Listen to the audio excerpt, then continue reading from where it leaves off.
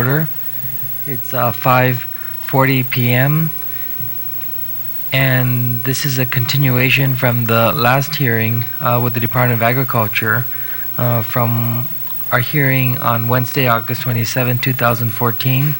All notices of this hearing have been done pursuant to the Open Government Law, and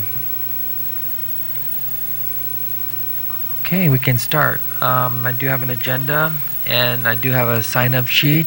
At this time, I'm not seeing the Director of Agriculture, nor do I see the Territorial Vet present at this status hearing, but I did receive a letter just 10 minutes ago from the Director of Agriculture, and she writes, Dear Senator Respicio, buenas and half a day. Today we attempted again to inspect the Wise Owl proposed commercial quarantine facility. As you know, this facility has not completed the construction inspections required for the occupancy and other permits.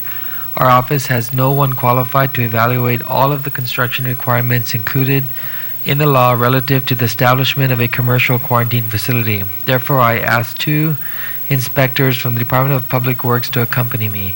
After visiting the Wise Owl facility today, the DPW inspectors determined that they need more time to become proficient with these very unfamiliar laws. They asked for 10 more days to prepare and said that they could accompany me again at that time. Thank you for your patience in this matter, Mariquita F. Taidagui. And so I'm going to enter this letter into our record of these status hearings. Before I get to that, I want to invite up those individuals that testified and anyone else from the public. We're going to go to the public comment period, and I'll invite Dr. Joseph up, Benjamin Schiff, and Terry Huber. Please come forward.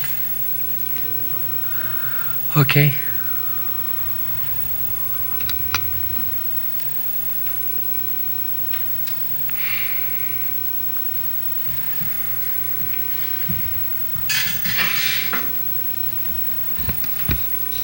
Thank you, Senator Rory Respicio, for taking your time out of your day to address this issue.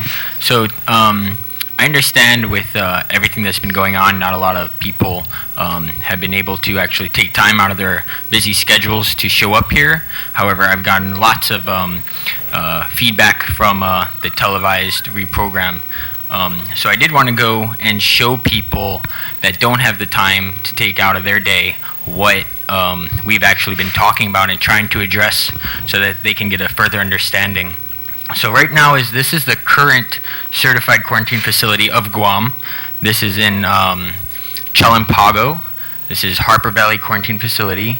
So the barbed wire, and we have blown up pictures around. If you'd like me to zoom in on anything, I can totally do that for you. The barbed wire has not been maintained. This is a perimeter fence. And if you notice, there's been a lot of talk about a second perimeter fence. Well, right underneath the tin is the cage of the dog. So if the dog got out of that cage underneath the tin, there's actually only one fence preventing this animal from escaping this facility. There is overgrown vegetation, and this is not just on one side of the fence, it's actually overgrown, and this is actually specifically not allowed by the law. So we did want to know why that was not in the inspection from Dr. Poole, which we FOIA requested.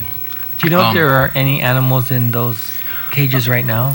There is, actually, okay. And you will actually see that from another point of view, sir. There's very poor sanitation. If you look at the bottom underneath this tin, you'll see a long part of the concrete. The part that you can see that's almost tan is a walking path. The part right after it is actually for the fecal matter. So when the dog urinates or defecates in the cage, they flush it out, and then the urine and feces runs by all the other cages of this facility that is specifically not allowed by law, and that's a very easy way to transfer diseases and everything. Once again, there's grown algae and rusted tin. This is the other side of their facility.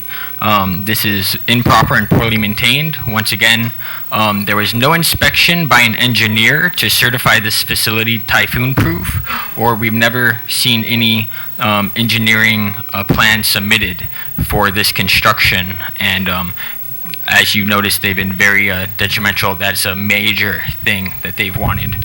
I want you to notice on the left side, there's a broken fence, and on the right side is the non-maintained barbed wire.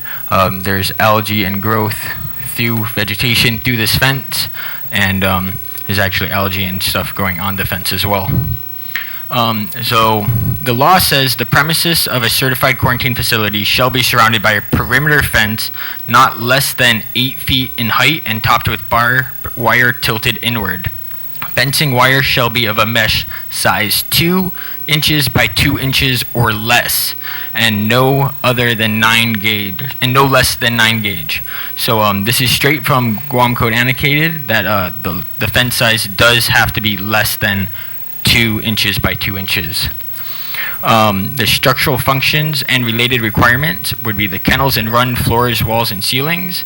Any chain link fence used in the construction of the kennels for dogs or cats shall be at least 9 gauge and no longer than 2-inch mesh of dogs.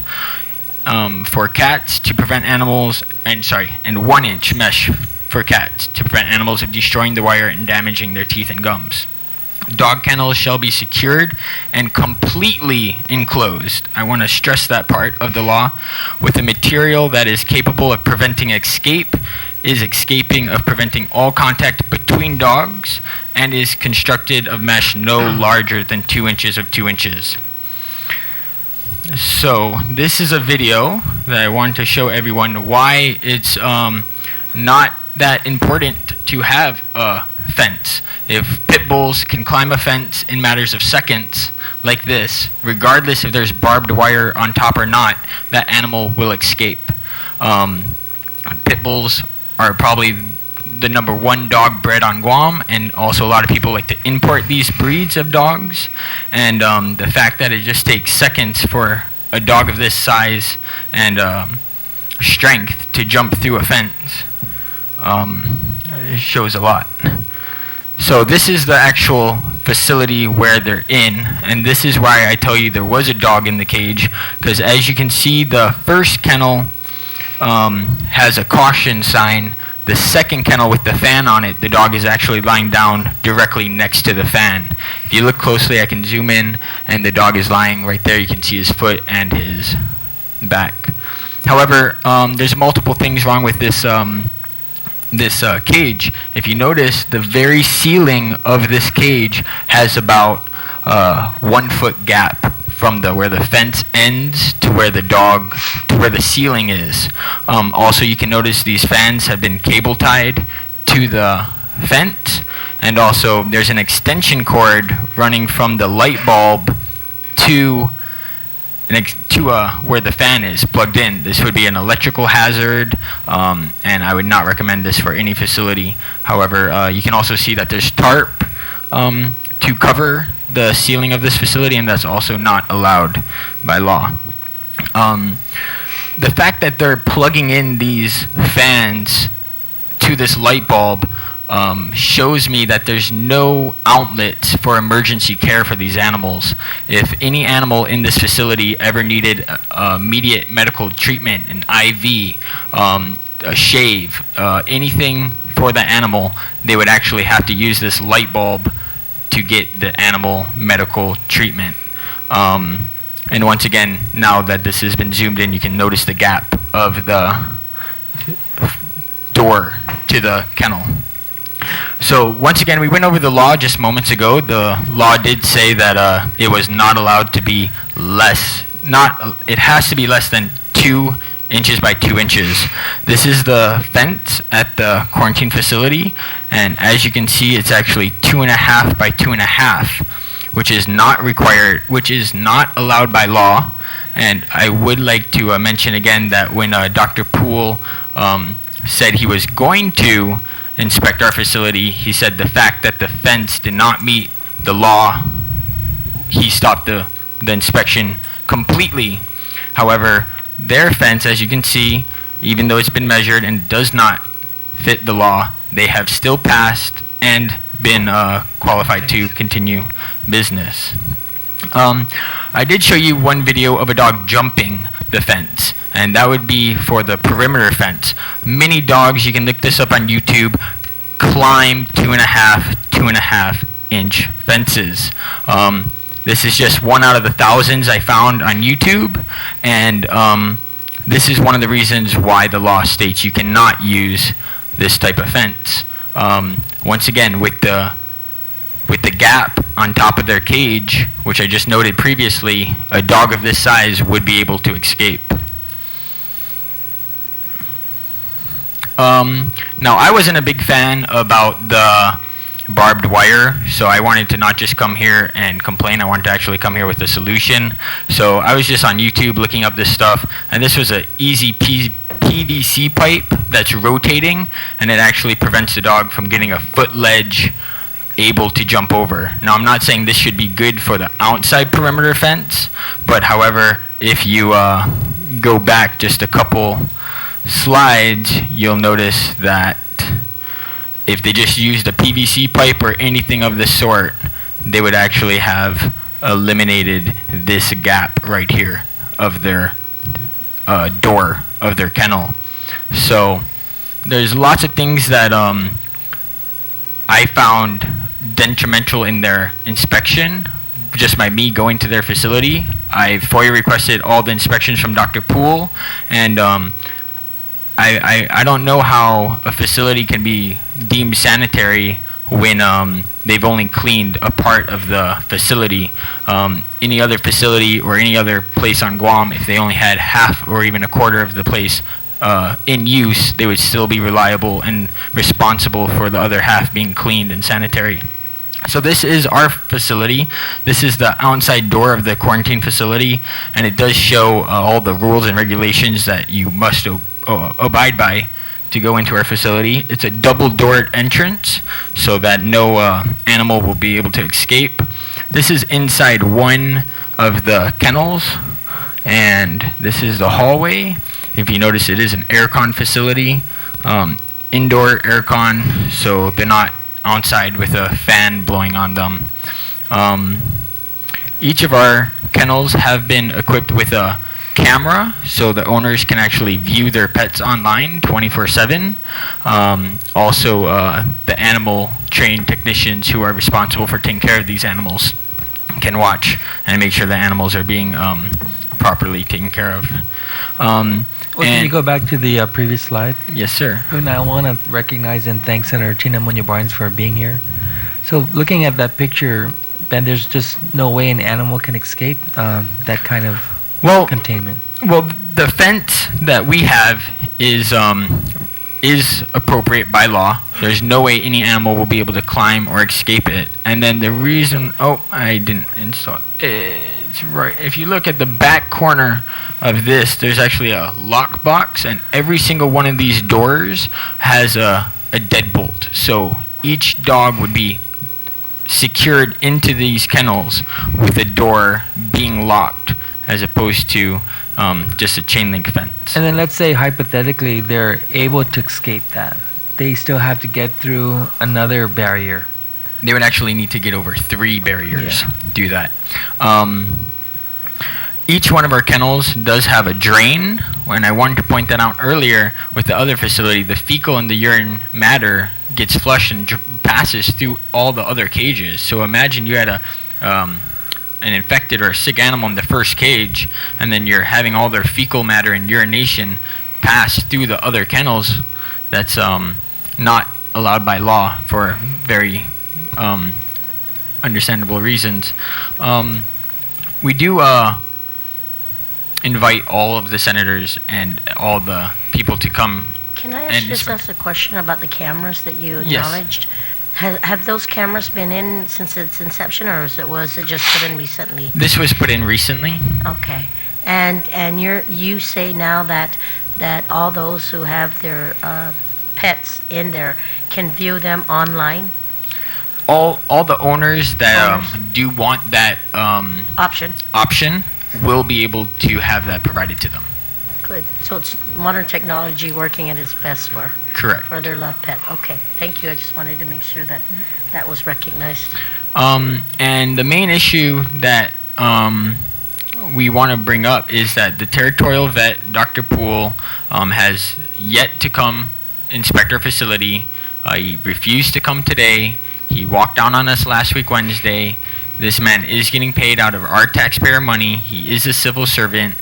And I just don't understand why he doesn't take this seriously when this is for the benefit of Guam, benefit of the people of Guam, benefit of the public health of Guam. So I leave that for you guys and for everyone, all the viewers at home, because a lot of them were expressing their views to me that they don't have time to go look at the 2 facilities. However, they do want to be involved, and they have been watching. So that's pretty much it. Did you guys have any other questions about either facility or any of the laws that I went over, or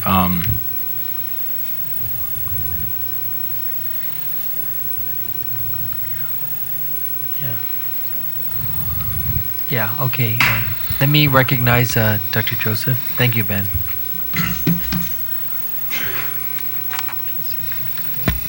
Hi, I'm Dr. Joseph, Wysall Animal Hospital. Clarify your question, Senator Tina Mooney Barnes. The Cat 5 cable for the cameras was installed in 2006, awaiting the final approval. So the cable has always been there. In addition, the monitor is in my bedroom with all the rooms, all the little cages, and every computer in Wise Owl is capable of pulling up every single cage in a full view of all of them or partial views of individual cages. Okay? This is the level of security we have. You asked about the doors and the locks. Not only does each cage has an individual lock, but when we give the people the key to open up their cage, it only opens up their cage and the doors to quarantine. Okay? So they go up, they come in, they check in, we give them a set of keys that goes to their cage so that they cannot handle any of the dogs in any of the other cages. And the wire on our cages is actually small enough so you can't put your fingers through there unless you're a very small child.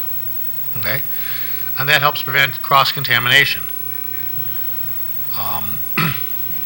So if that helps clarify anything. But actually, I'm here to talk about the law. Ben was here to show you things. I have the quarantine law in front of me, and there were several points on it that I wanted to go over. First on is these rules and regulations shall be liberally construed and applied to promote their purpose. That's the application under general provisions. Okay? And I stress that because they keep going after my wall and stuff. Okay. I've talked before, and I don't really want to dwell on this topic, about the rabies issue and how Guam does not qualify according to its own laws. Right here, item N, rabies-free area means an area as may be designated from time to time by the director as having been free from rabies for the immediately preceding 2 years. We meet that. But we don't meet the following. And which area has maintained a stringent entry and quarantine requirements to prevent the introduction of rabies and other zoonotic diseases. I think my son's presentation about Harper's quarantine shows that these are not stringent and they aren't enforced. So I believe according to Guam's own law, we don't qualify for rabies-free to ourselves. How can we qualify rabies-free to the other countries of the world? This is easily correctable by simply applying these laws instead of what is going on here today and what we've seen over the last several hearings. Handling of quarantined animals, item 3221 of Guam GAR 9, Division 1, Chapter 3, Animal Care. Okay. Temporary removal or transfer of an animal of a quarantined dog or cat from its assigned kennel is prohibited unless authorized by the department. We saw the video of the dog that was kept in the quarantine during the storm. It was then moved. No authority was given. We've had videos all over the time of animals being moved in different quarantine cages. This is not allowed, and they are not authorizing this.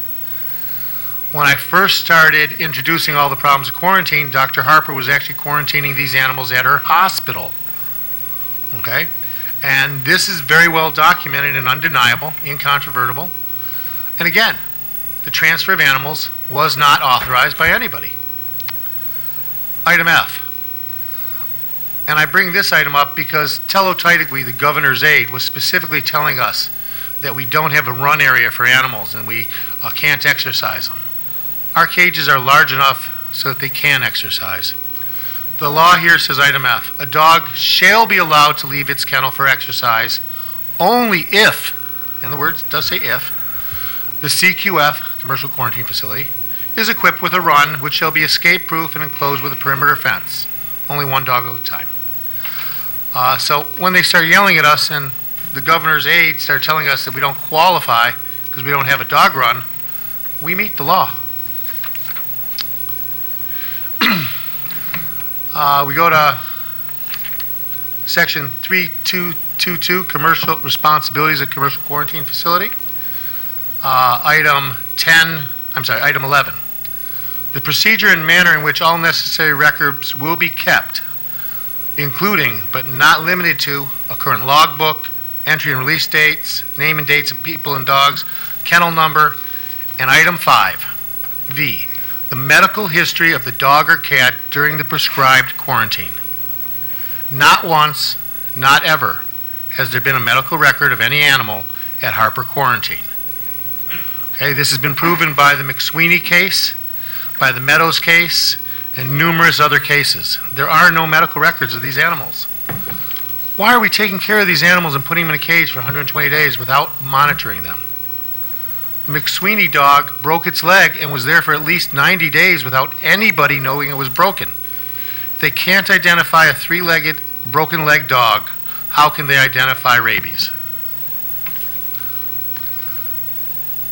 Housing of quarantine animals, 3223. Item C.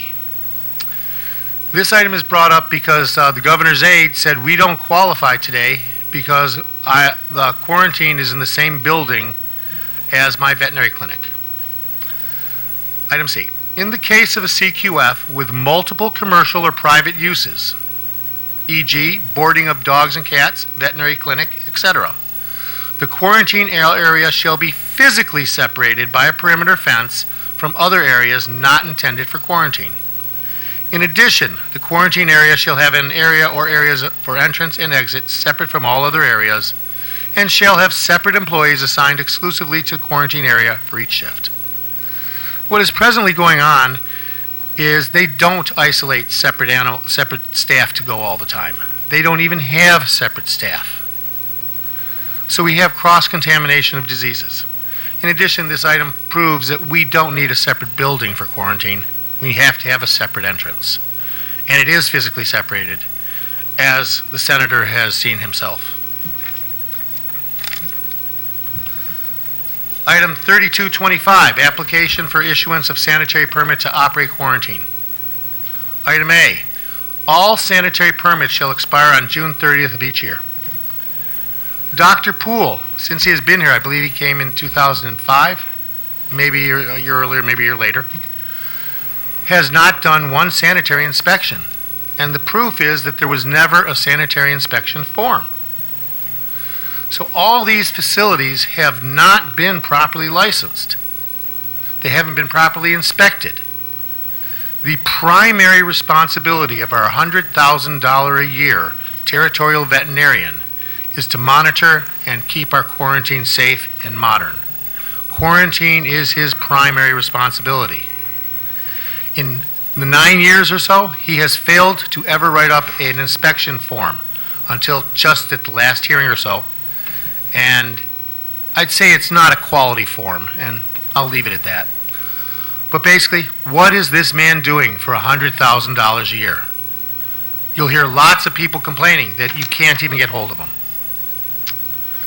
Item 2, an application for renewal of a sanitary permit shall be filed 30 days prior to its expiration with any supporting documents, and upon approval by the department, a permit for 12 months shall be issued.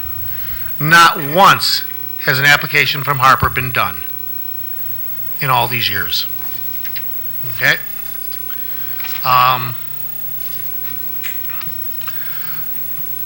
Structural and functional requirements relating to cages.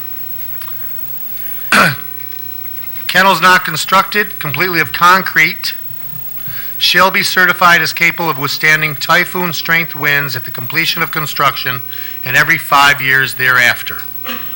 This has never been done by Harper's. Certification shall be by a competent authority, e.g. a licensed structural engineer either working in private practice or with the Department of Public Works. Again, this has not been done. In fact, Director Dominguez has written a letter stating that not any of these facilities has ever, and I repeat ever, had an occupancy permit or a change of occupancy permit. Okay? And when that letter, not with me today, but I believe it's also been put in here, and I could actually dig it up in the computer, but it's been submitted earlier. No, I'm sorry, I didn't get it. I would love to see that copy coming from CROW, just so that the justification is there. Something's come up recently, and I want to share with my colleague that based on that finding alone, we've been at this for 10 years, and I'm feeling frustrated for you guys, and made it a point to come here to this evening's meeting because I'm feeling very frustrated. Thank you. I'm glad someone feels frustrated besides us, and We'll make sure to get you that document. yes, we'll make sure to get you that document. It's even been introduced in court, by the way. They tried to say that I don't have an occupancy permit and things, and we introduced it in court. It was by a FOIA request. Okay. Chain link fences, again, my son has gone over that. I'm not going to bother repeating that. Okay? Item 2, for ventilation systems. And this is very important in my particular case because it authorizes an indoor facility. The previous statement I said stated that if it's completely constructed of concrete. So there is part of this law that says the facility can be constructed completely of concrete. Okay, if the facility is completely enclosed, then it shall be provided with air conditioning, which you saw, and mechanical ventilation, which was actually on the other end that you didn't see, to protect the dogs and cats from temperature extremes and to provide for their health and well-being. The ambient temperature must not rise above 85.5 for 4 consecutive hours when dogs or cats are present, et cetera, et cetera. Our system exceeds by 3 times the required ventilation, okay? Something I'm just very good at. Toilet facilities. When they did the inspection today, the Director of Agriculture didn't know the difference between the door to my toilet and an exit. Okay? The toilet facilities take up 3 pages, at least. Harper's facility has never had a toilet. Ever. There's a requirement for a dishwasher. Harper's facility has never had one. The Director of Agriculture couldn't tell the difference today between a stainless steel dishwasher and a washing machine for clothes. And this has all been videoed. And Teletydigui has these videos too. Okay. Faucets supplied with hot and cold water and provided with hose connections must be conveniently located for hosing the kennels, walkways, and dog handling areas. Water should be applied at an average pressure of 60 pounds per square inch with a minimum of 40 psi, utilizing the rubber hoses measuring at least 3/4 inches outside diameter. If you've come to our facility and you didn't get to see it on this presentation by my son, it is hot and cold water. Even our hoses have hot and cold water. Okay? Item 2 on that item, sewage and waste disposal. Item 2. Each kennel shall be provided with a floor drain or a gutter of its own. Harper's facility has a multiple kennel gutter with a proper slope to collect flushed waste from cleaning activities and to avoid bringing animal waste in contact with any other cage, kennel, or run in the facility. All drain openings shall be, etc. Again, my son just showed you that none of this is going on at Harper's, and Dr. Poole and Director Tydigui and Tello Taitigui, the governor's aide, have all vouched that Harper's facility meets the law. Next item, the premises of a CQF shall be surrounded by a perimeter fence not less than 8 feet in height and topped with barbed wire. I would like to stress the part that says not less. That is a legal term. We can exceed it, and I believe a 20-foot concrete wall, of which are actually 2, and concrete ceilings meets the at least. The same paragraph of the law goes on. Fencing wire shall be of a mesh size of 2 inches by 2 inches. Shall be, again, is a legal term. Nothing more. You can't violate that. At least is something that gives you leeway. Shall be is a exact item. And I also know this because of all the times we've had in court and the judges constantly holding up those specific words. Dr. Joseph, if I may interrupt you for a little bit, I'm not a lawyer, but certainly the way that statute's constructed, it sets that these are the standards and it should not be less than these standards. Then it also goes on to describe that if you're using a wire mesh, that it shall not be larger than the 2 by 2, right? Correct. But that the way that law was constructed, in my opinion, it's clear that if there's a concrete fence, then that should be better than what the minimum standards have been outlined. And so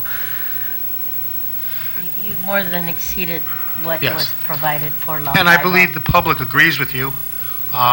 because if And I thank you for standing up because for if us. that statute, as Ben pointed out, is there to prevent the animals from escaping, I think you can really make the conclusion that an animal is not going to escape from a concrete fence, basically.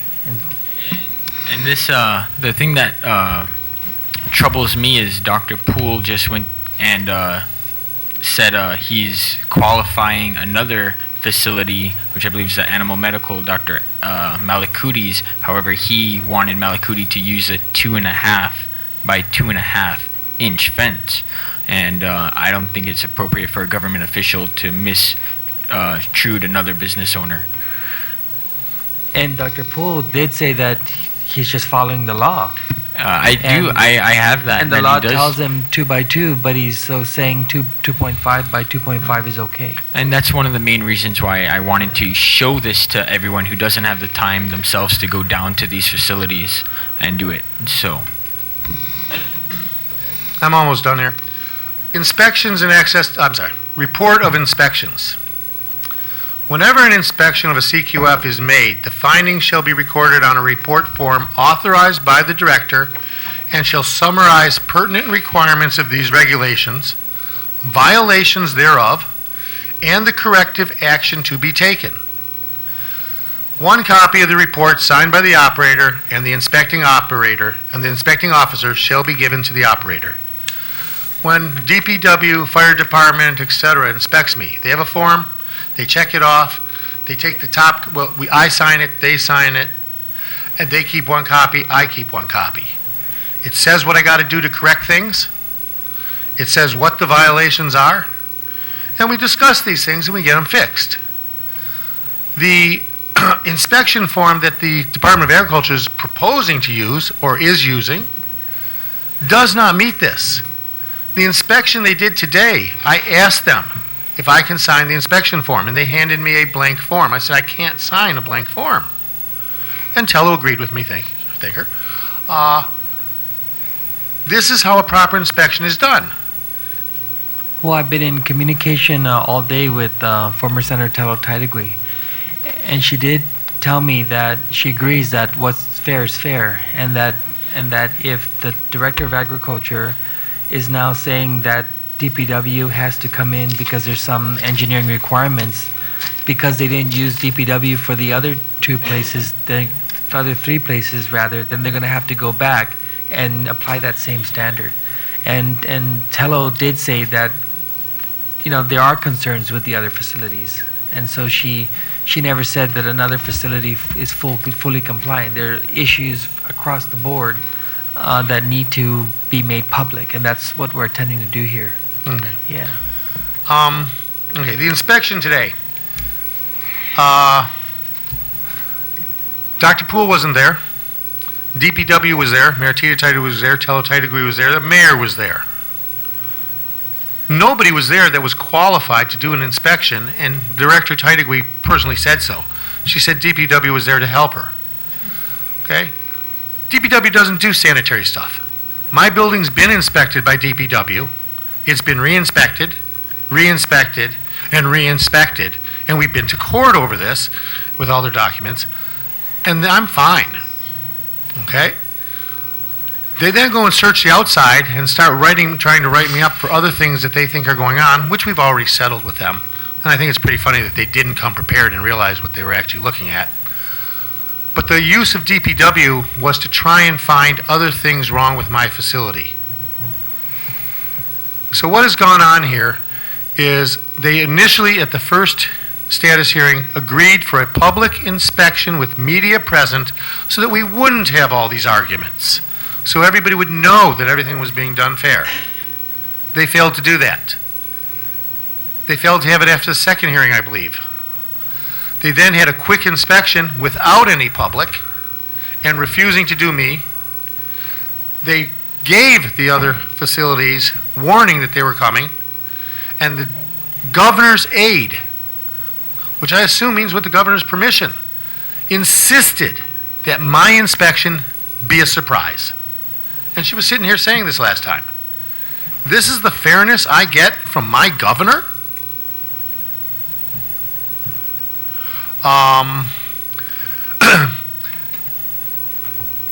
They didn't check anything electrical. They didn't check anything plumbing. They looked at the outside. If we're going to protect Guam from diseases, we need people. When we pay them $100,000 a year like Dr. Poole, $60,000 a year like Director Titagui, we need people that can do their job. I'm asking, after the evidence you see here today, why these people still have their jobs. Why are we paying them? And why are these other quarantine facilities open? The director, Dr. Poole, the governor's aide, so I'm assuming it's the governor who's saying this, all said that the fence is a critical issue. It is incontrovertible that the fence at all the other facilities doesn't meet the law. And everybody else is open but me. Dr. Malakudi's not open yet. He hasn't finished. Okay. One other thing they did is they went to Dr. Malakudi's place after they went to mine today. And they go through it and they talk to him and help him get things correct. Why wasn't I ever offered this over the last 8 years? I will state it bluntly. This is a very personal issue with these people. We have proven time and time again that they're corrupt. I believe we have. You'll hear that Dr. Harper requires a $450 thing for any animal coming in. And it's already been stated that the senator has heard that Dr. Poole gets some of that money from Harper's fees. Dr. Poole is paid by the government. This is a kickback. This is illegal. Dr. Poole, under oath, and we have the recording, states that he works at other facilities and administers controlled drugs. One, he doesn't have a license to administer controlled drugs, and two, he is the government vet. He cannot work at these other facilities. He has worked at everybody's facility, except maybe Dr. Malakudi's, and mine. This is very personal. These people are supporting him monetarily against Guam law. I thank you for the time, and I thank you for being here to listen to me.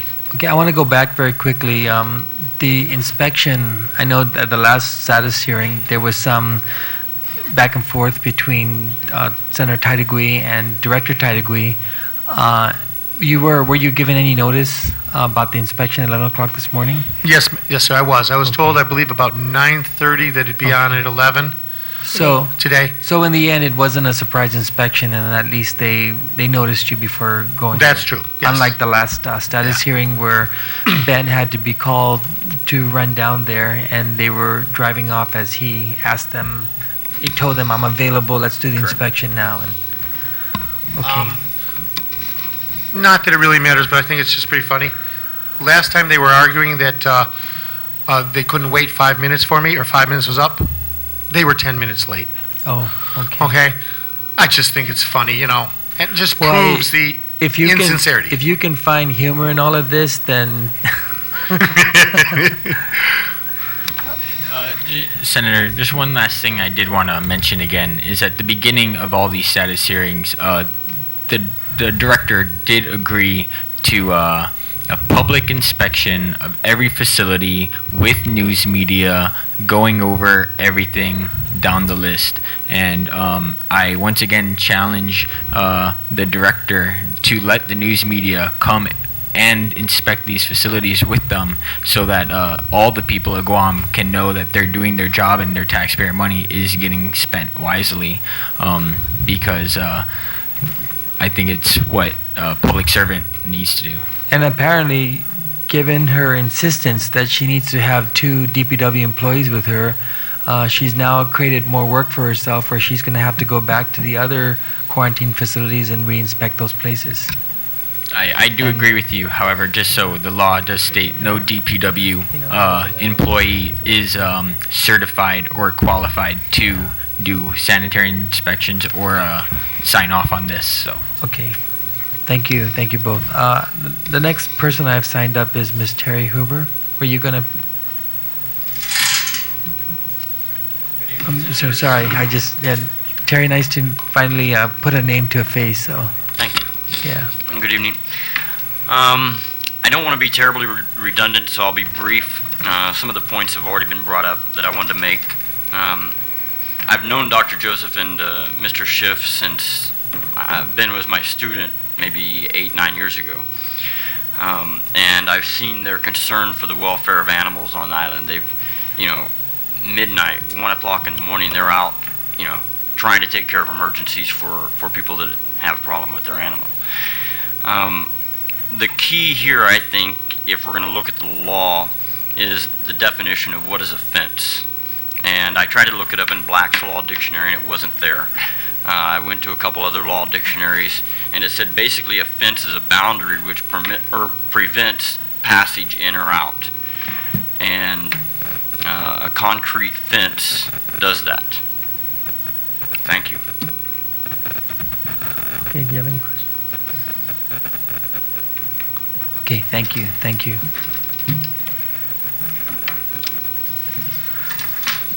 The next individual I have signed up is Dr. Pomes. Were you going to provide some testimony?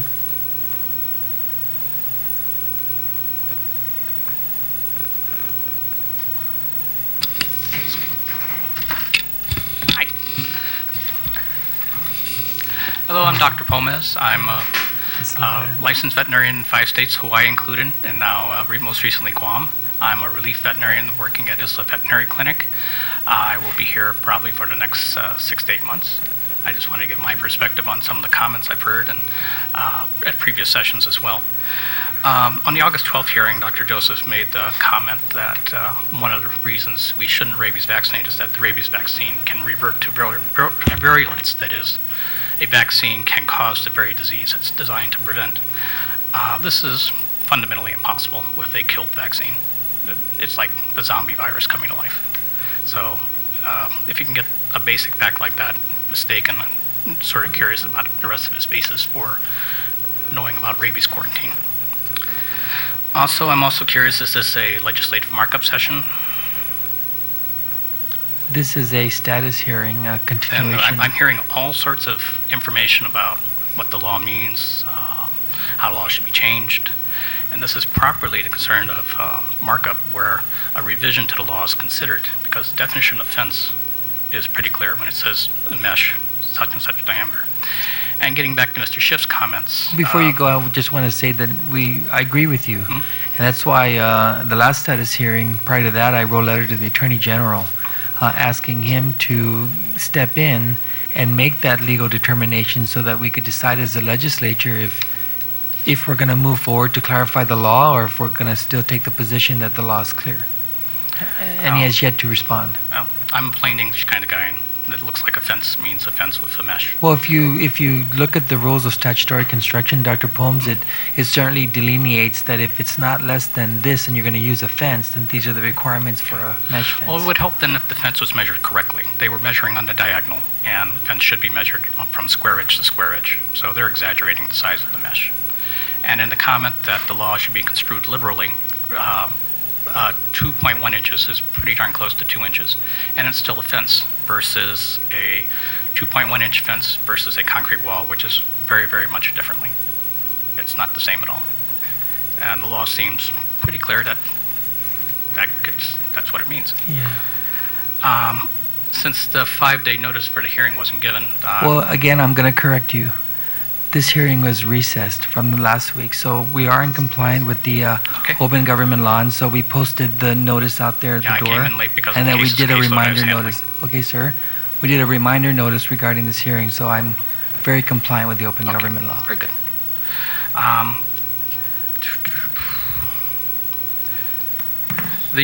Dr. Malakuti is in fact creating a facility built from the get-go with compliance in mind. He's tried very hard to meet all the requirements, to get all the required permits. I admit that Harper's has a lot of issues. I've had a look at it, and it's not a place where I would probably bring my pet if I had alternate choices. That being said, that's not an argument for opening another facility. It's an argument for closer inspections, more licensing, renovations of the facility, and not the opening of a non-compliant facility. Those are two entirely separate issues. And with Dr. Malakuti's facility nearly ready, it also eliminates the argument that people have no choice. They will have a choice. And it's going to be a facility built with the attitude that compliance with the law is a good thing, not to try to circumvent the law. Well, I support free enterprise, and if we have 10 animal quarantine facilities, then that's the definition of free enterprise. I think what we've seen over the years is an aggressive attempt made to monopolize this kind of business, and that's been the basis of these status hearings. So well, it's not. I fail to see that because I don't think there's just not enough business to support that many facilities. But then that would be the risk that the business owner would take, and the government should not be in the business of determining how many quarantine facilities there are on this island. Just whether or not they're compliant and actually do the job of keeping us rabies-free. I do not agree that Dr. Joseph's facility, as proposed, is adequately biosecure and has the right restrictions to prevent rabies escape. I'm not saying that Dr. Harper's facility is compliance, but I do have training in biosecurity. I do have training in public health, and just looking at the features of his facility, I do not agree that it is secure enough. Okay. And for any revisions to be considered, they should be looked at by perhaps outside experts who are trained in biosecurity and get their input rather than, I've been persecuted for 8 years, let me have my own facility, thank you very much. That's what this is really coming down to. I wish it were that easy. I wish it came down to that simple analysis of what's been happening over the last 6 or so years. Blind where this facility is coming from. Take the plans, submit them to a team you can acquire through a third party. Have them review the plans without knowing the politics situation and ask them, is it secure? Okay. Thank you very Anything much. else? That's all I have to offer. Okay, please say hello to Dr. Silk for me. Well, she'll be back soon. I'll be in New Zealand. Who is, by the way, the veterinarian for the pets that I have. So just for the record, I don't even go to Dr. Joseph at all. Yeah, sorry, Dr. Joseph. It's because of location. We're living in Ganya Heights, and we go to Isla Vet, right? So, okay. Yeah. And well. we've been going there for years, so. Thank you for your Okay, time. thank you, Dr. Pomes. I probably just gave you another reason to be upset with me, Dr. Joseph, but. Okay. I want to hear, I'm sorry, I don't want to put you on the spot, but I want to bring up Ms. Hansen very quickly. Cindy?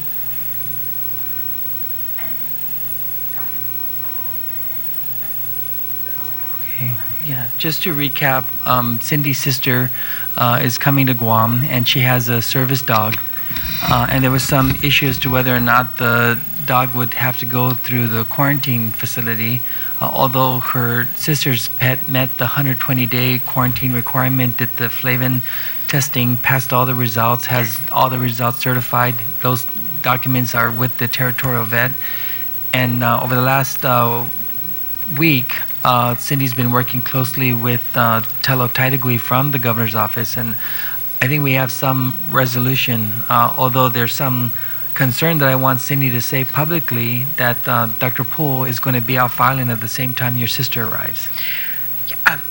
Actually, Tom asked me to state my name for the record. My name is Cindy Hansen, and good evening, Chairman. Good evening. Senator Munoz-Barnes, nice to see you.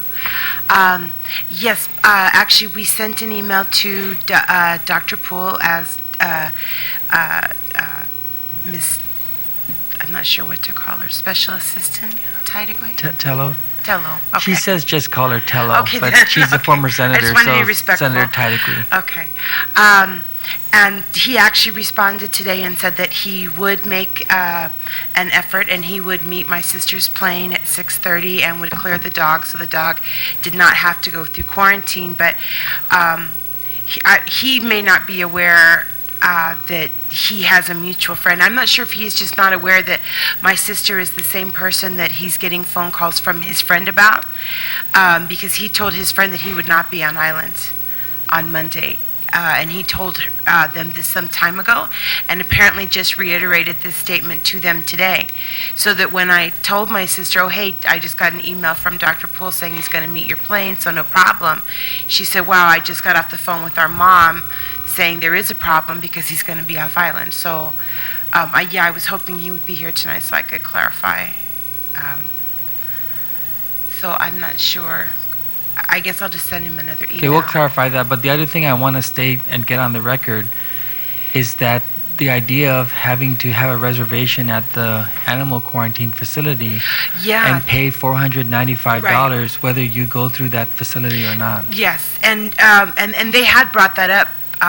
When Tello first contacted me last week, she said that everything was fine, that Guam had heard back from Hawaii, and that Hawaii had told them, explained to them why they were waiving all of the requirements for a service dog to enter through.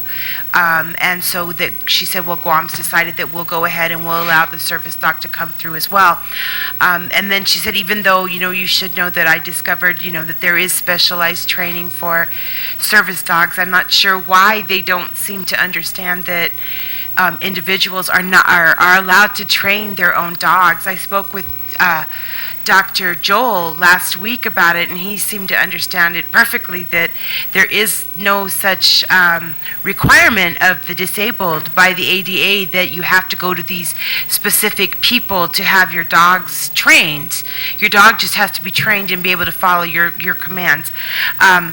But yes, anyway, so when my sister, we thought everything was fine, and then she gets another email last night from the people that she's dealing with out of Dr. Poole's office, a lady named Jacqueline, saying that, we still need your reservation from the quarantine place, whether your dog's going to stay or not. So. But when you make the reservation, do you know if you have to pay in full? Yeah, even if your dog doesn't go. So I'm not sure what's going to happen when Harper Valley finds out that the dog came through and they never saw a dime. I'm personally waiting for that phone call because my family has known Sevi Suico since the day he was born. My sister worked for many, many years for Dr. Harper. And so, I would love to have this conversation with Sevi and explain to him exactly why he never saw a dollar and never will. Yeah. I want to underscore something that Ben said tonight, that the community is watching, and that we're running these hearings on the legislative channel, and it's really opened up a lot of eyes. And prior to this hearing, you had Senator Yamashita join us, and then Senator Uggan join us one time. Senator Barnes is here tonight, but these senators are also paying close attention to, the development of this issue, right? But I got an email this morning from someone who said that they were going to bring two dogs in, and that they met all the 120-day requirements, same situation, but that they also were told that they have to go make this reservation. And so I don't know if that person's here tonight. I invited him to be here. Are they service dogs? No. But see, whether it's a service dog or not, you're still required to go through the, these requirements, right? And so. Those changes were made in the 27th Yeah. legislature. Mr. Chair, Yeah, it was for the kind of record, a lot of the changes, even as far as the quarantine time, was changed more than 10 years ago in the 27th Guam legislature, and I bring that up for the record. I want to say, though I haven't been here at all the meetings, I'm not new to what's been happening around here.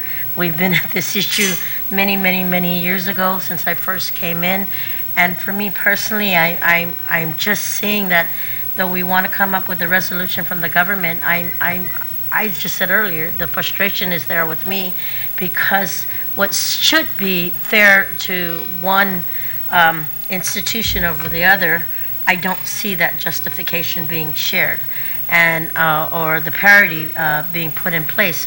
And I just want to say that I came tonight because I wanted to see what the status hearing would bring based on the information that we've received. And I still see that a lot of things that should have been done by the government is not being acted. After seeing this letter tonight and asking for an extension of time, that's where I said I share my frustration even after hearing what the director of DPW was saying. And you and I know that based on what's existing in statute today, I only ask that what is given to one should be fair across the board. And that's not what I'm seeing. And Mr. Chair, I'd be remiss if I didn't share that you have taken the extra time to provide these status hearings and just having met with a constituent over a veteran issue, shared that hearing these status hearing on TV has opened their eyes because they too have animals and they just don't see the fairness in what's happening. So I said that I would make it a point to come to the status hearing to listen to the updates and these. I'm sorry. No, please. No, I've come here and I've been discussing, these issues that my sister has faced just getting her dog here. I've also sent a letter to President Mary from the Guam Hotel and Restaurant Association. I can't even imagine what we're going to be dealing with trying to take the dog into stores, or into restaurants where they cannot stop her. It's against the law. So I thought I would do, some advance work, and so I sent a letter to Mary Torres. And I know she's married now, and I apologize if she's watching. I can't remember her new married name, but.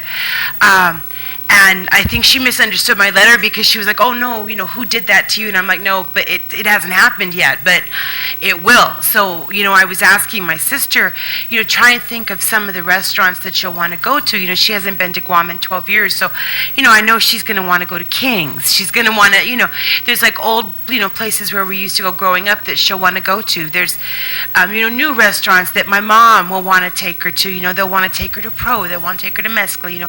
All these places that serve Chamorro food that my sister hasn't had in 12 years. So, I'm trying to think of, give me a list of where you want to go so I can go and try and educate people in advance that, this is the same as like bringing a canine cop dog in, a police dog in. It's a working animal. It's not like bringing your pet into a restaurant. And there's a different standard for this type of animal. But I know she's going to fight it every step. They'll be trying to kick her out of Kmart, out of Ross, out of all these places. So, that's a whole other battle that we have coming. But yeah, getting her actually out of the airport was the first one. So we'll see what happens on Monday. I'm going to try and contact Dr. Poole again. Well, I just got a message from Tello saying that according to Director Tadagui, Dr. Poole hasn't signed out for or requested for leave. So excellent. He should be here Monday, but they'll confirm. Okay, wonderful. Yeah. Thank you. And thank you so much for all your help with this issue. Okay, so this is what I... Right. Thank you. Okay, this is what I'm going to do because the directors asked for 10 days and I received some assurances that they're going to go back and because otherwise we're going to come back again over and over, and if they don't apply the same standard to the other facilities, I don't want to stay in recess for 10 days because the open government law requires that we recess to time certain, and it's usually for a 24-hour, 48-hour, or 72-hour period, but 10 days is just too long to stand in recess. I'm going to adjourn this status hearing, and then at such time when we get some new information or some other lag occurs, you better believe that we would hold another status hearing. And then when we do that, because we're adjourned, we'd have to do the 5-day notice requirement and the 48-hour notice requirement. Dr. Pomes, with the help of my colleagues, we created the Freedom of Information Act Council regarding open government law here at the legislature, and so I'm also the chairman of that. And so if ever you think I may have not been following the open government law, please just let me know, and I'll be the first to clarify or figure out what kind of remedy needs to be made. So thank you all for your participation to this date. I can assure you that we would be back here shortly, at least not within 10 days, but certainly soon, once the director, and then we'll schedule something around this time period to get an update from her. But in the meantime, I'm going to follow up with the Attorney General, and maybe we need to start looking at whether these laws need to be clarified, and that's where we can come in as a legislature, and to see if the law needs to be clarified. If you're talking about offense, then it shall be this standard, but that maybe a concrete wall is an acceptable barrier.